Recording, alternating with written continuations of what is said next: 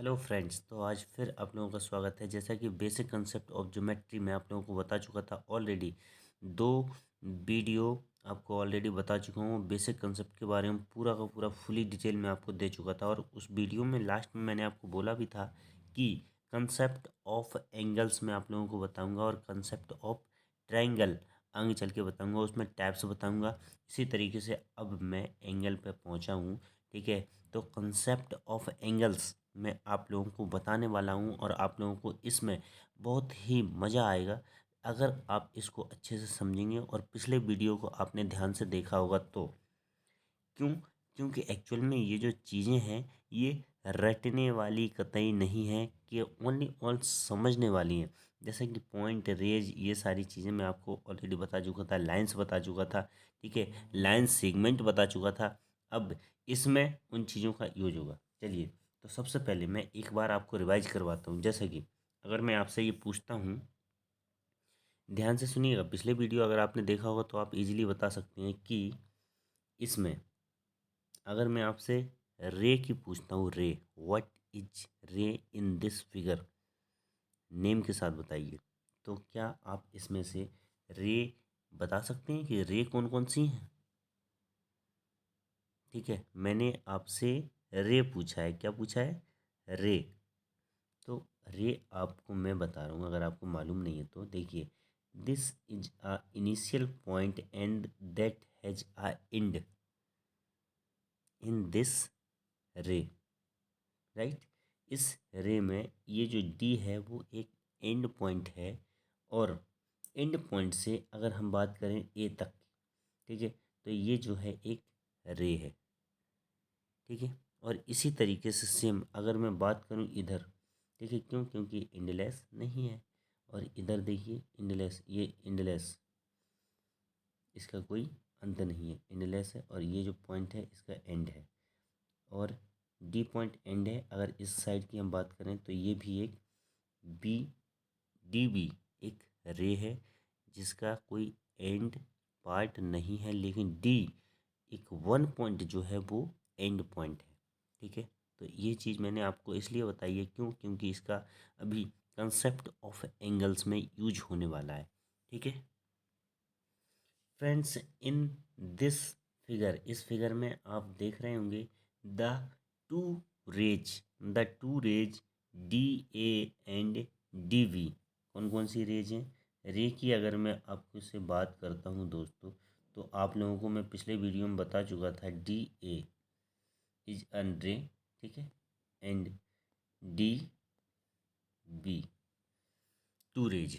ठीक है, तो there are two rays D A and D V, what there are a one common point. ठीक है, and these two rays are coincident at one point. ठीक है, due at D, that's why they are forming an angle. इसलिए ये एक angle बना रही हैं। दो रेज अगर किसी एक कॉमन पॉइंट पर मिलती हैं, एक कॉमन पॉइंट पर को इंसिडेंट होती हैं, तो वो एक एंगल बनाती हैं। क्या बनाती हैं? एंगल। तो देखिए, एक कंसेप्ट ऑफ एंगल में फ्रेंड्स, हम ये एक्चुअल में बेस ऑफ ज्योमेट्री का ही पार्ट है। ठीक है, बेसिक ऑफ ज्योमेट्री का ही पार्ट है। तो इसमें मैं आपको बता रहा हूँ कि एंगल क्या होता है, वर्टेक्स क्या होता है, आर्म्स क्या होता है। एक्चुअल में एक थर्ड वाला जो वीडियो था उसमें मैं आपको वर्टेक्स भी एक्चुअल में बता चुका था कि वर्टिसेस क्या होते हैं ट्रायंगल के।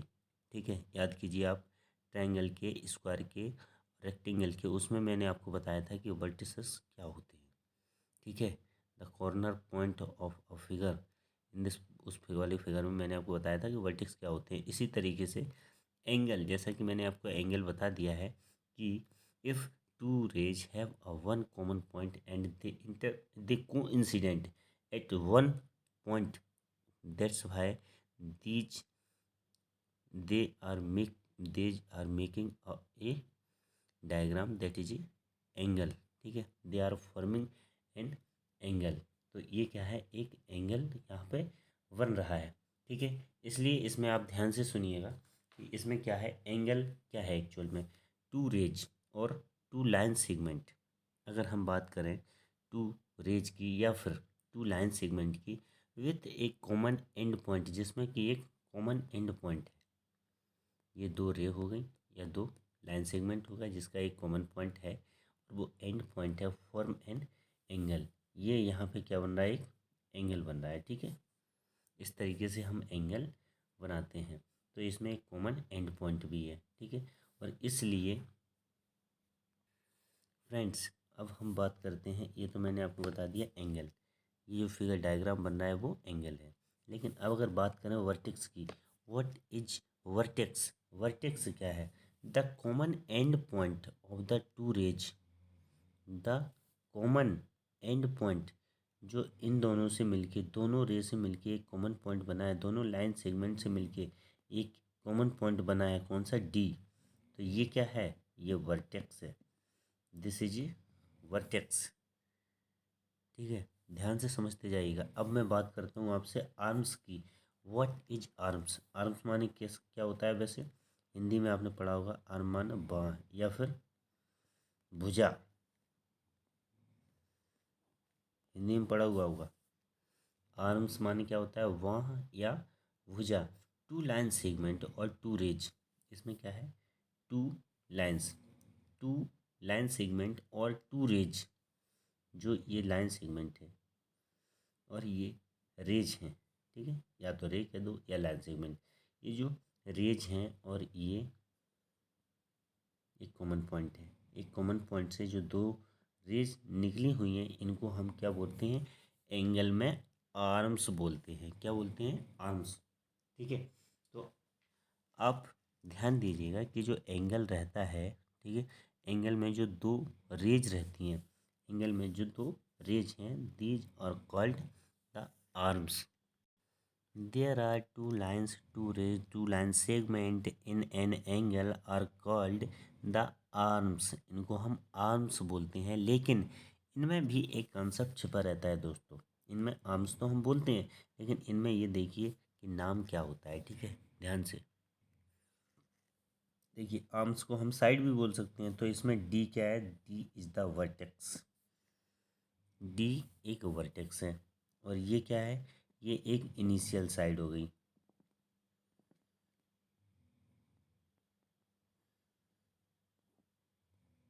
ठीक है, ये डी वी जो है, D V is a initial side.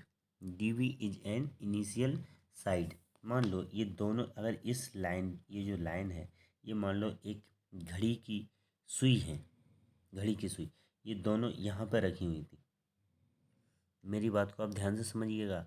ये यहाँ पर रखी हुई थी। इनिशियल पॉइंट वो पॉइंट होता है जहाँ से कोई भी चीज़ स्टार्ट होती है, तो इसलिए ये दोनों लाइन यहीं पर रखी हुई थी।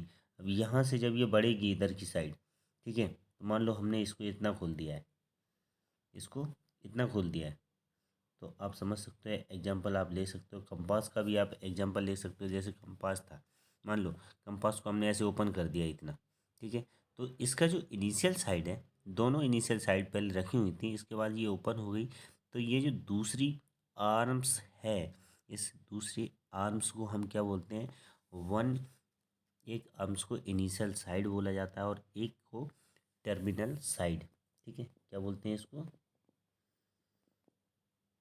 Terminal side. अभी आपको ये वाली चीज़ समझ में आ गई होगी कि इनिशियल साइड से ही टर्मिनल साइड ओपन होती है एंगल की, उसके बाद ये एंगल बन जाता है। जब ये टर्मिनल साइड ओपन होती है, देखिए यहाँ से एंगल बनना स्टार्ट हुआ, इतना खुला तो इतना बड़ा, इतना खुला तो इतना एंगल, इसके बाद यहाँ आई, अगर ये टर्मिनल साइड यहाँ पे आ गई तो ये 90 डिग्री का एंगल।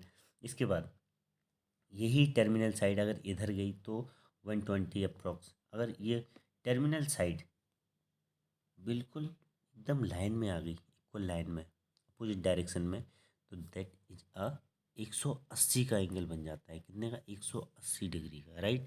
वापस अगर वहीं पहुंच जाती है ये टर्मिनल साइड घूम के, इस तरीके से घूम के, तो ये क्या? 360 डिग्री का एंगल बन जाता है, राइट। तो इसलिए ये कंसेप्ट क्या है, एंगल में जो कंसेप्ट छपा हुआ, तो वो मैं आप लोगों को बताने की कोशिश कर रहा हूँ कि ये जो है इनिशियल साइड है एक। ठीक है, जैसे कि देखो, मान लो जो लाइन है ओपन नहीं थी, इसी लाइन के ऊपर ये पॉइंट था एक डी पॉइंट, ये था बी।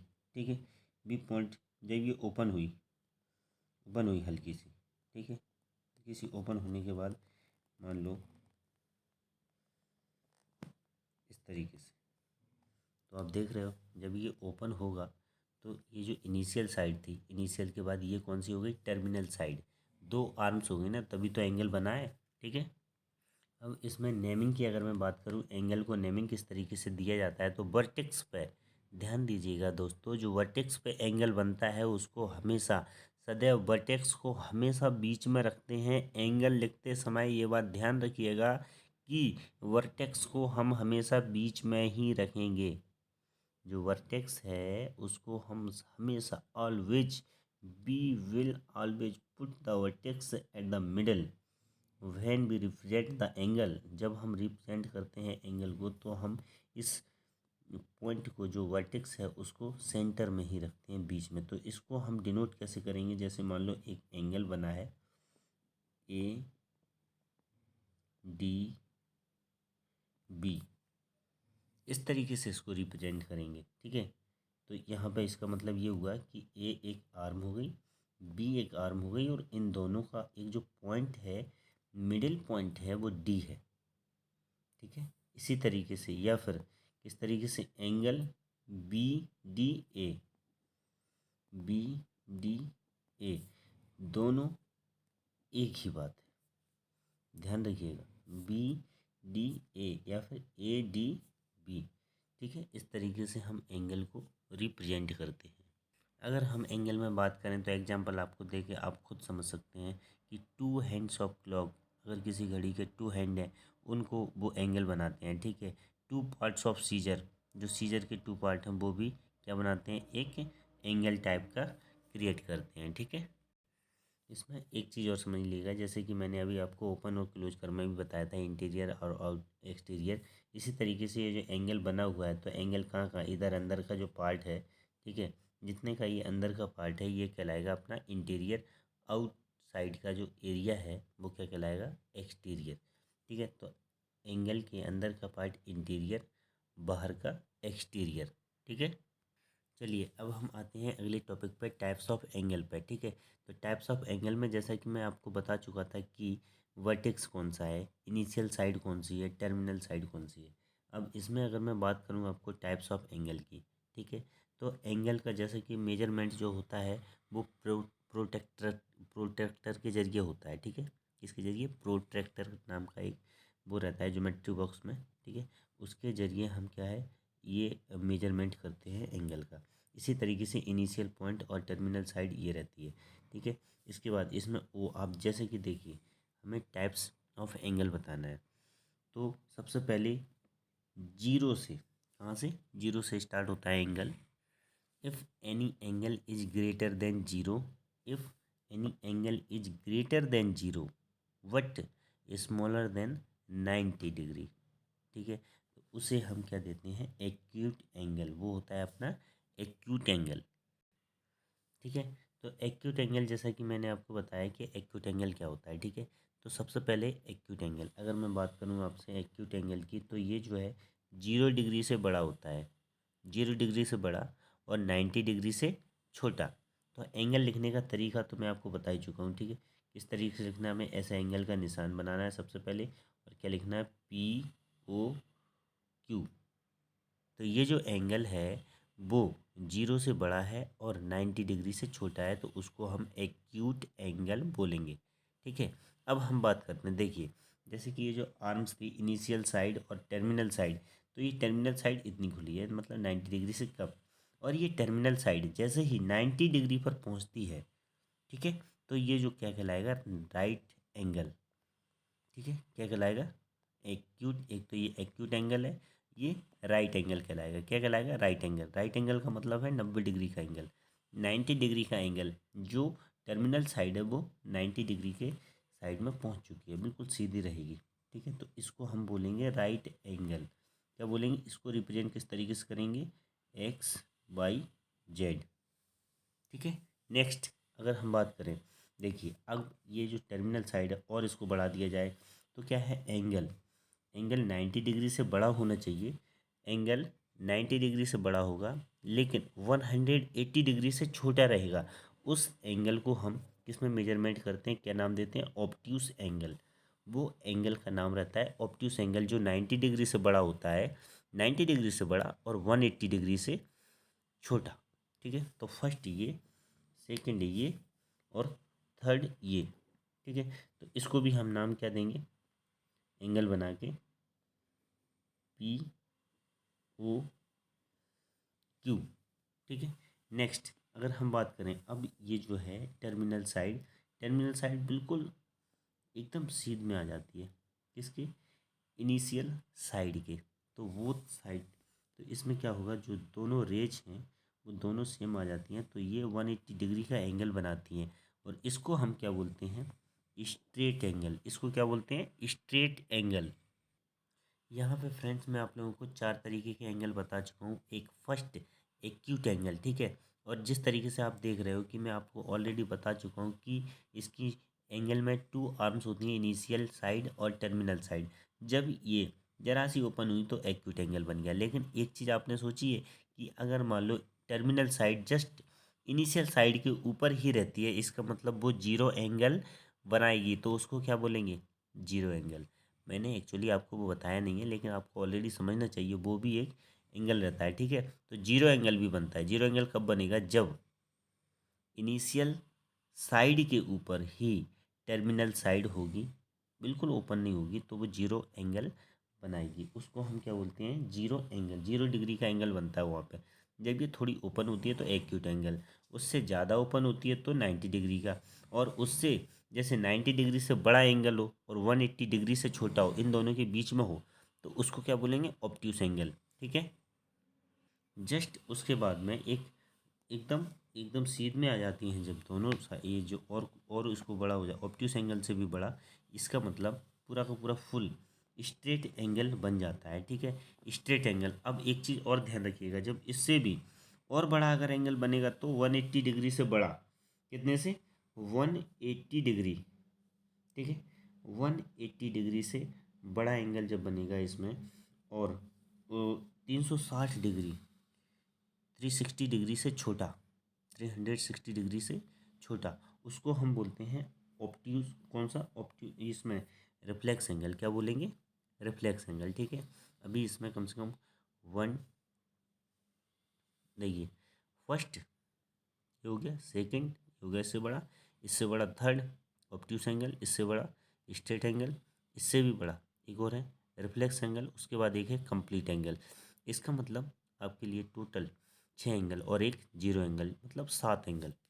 ठीक है, तो देखिए फ्रेंड्स, जैसा कि आपको बता चुका हूँ ऑलरेडी। ठीक है, सबसे पहले आ गया जीरो, मतलब अगर इसकी इनिशियल साइड और टर्मिनल साइड जीरो पे होगी तो जीरो। ठीक है, उसके बाद जैसे जैसे ये टर्मिनल साइड बढ़ती जाती है, ये देखिए ये जो एरो बता रहा है कि इनिशियल, ये जो टर्मिनल साइड है वो थोड़ी ओपन होगी तो एक्यूट एंगल, उसके बाद थोड़ी और ओपन होगी तो राइट एंगल, थोड़ी और ओपन होगी तो ऑप्ट्यूस एंगल। ये ऑप्ट्यूस एंगल जो है, हर एक एंगल का एक मतलब है कि 90 डिग्री से बड़ा, 180 डिग्री से छोटा। उसके बाद 180 डिग्री का बनता है अगर एंगल, तो स्ट्रेट एंगल कहलाता है। कौन सा, स्ट्रेट एंगल। उसके जस्ट बाद एक आता है रिफ्लेक्स एंगल, जो 180 डिग्री से बड़ा होगा। ध्यान रखिएगा, 180 डिग्री से बड़ा लेकिन 360 डिग्री से छोटा होगा, वो एंगल कहलाएगा अपना रिफ्लेक्स एंगल। कौन सा, रिफ्लेक्स एंगल। जस्ट उसके बाद अब देखिए, ये एंगल लिखने का तरीका तो एक ही है, POQ, तो ये भूलना नहीं है। ठीक है, इसी तरीके से एक कंप्लीट एंगल। कंप्लीट एंगल क्या होगा कि जो टर्मिनल साइड थी, जैसे घड़ी की सुई है, वो चारों साइड इस तरीके से घूम के जस्ट वहीं पर आ जाती है, तो ये जो एंगल बनेगा वो 360 डिग्री का बनेगा, जिसको कंप्लीट एंगल कहते हैं। और अगर टर्मिनल साइड ओपन ही नहीं हुई तो वो जीरो एंगल कहलाता है। ठीक है दोस्तों, तो फ्रेंड्स आज के लिए इतना ही काफ़ी है। क्यों, क्योंकि अभी आपके इस एंगल में और भी बचे हुए हैं, सप्लीमेंट्री एंगल, कॉम्प्लीमेंट्री एंगल और करस्पॉन्डिंग एंगल वगैरह, जो लाइंस के पर्पज से बने रहते हैं। ठीक है, अपोजिट वर्टिकली एंगल रहते हैं लाइन के आधार पर, ठीक है, अल्टरनेट एक्सटीरियर एंगल हैं। तो ये सब एंगल्स के टाइप अभी आपके ज्योमेट्रिकल पार्ट का हिस्सा है और इनको मैं अगले वीडियो में डिस्क्राइब करूँगा, जिसको आप बहुत ही अच्छे तरीके से समझिएगा। Thank you, have a nice day.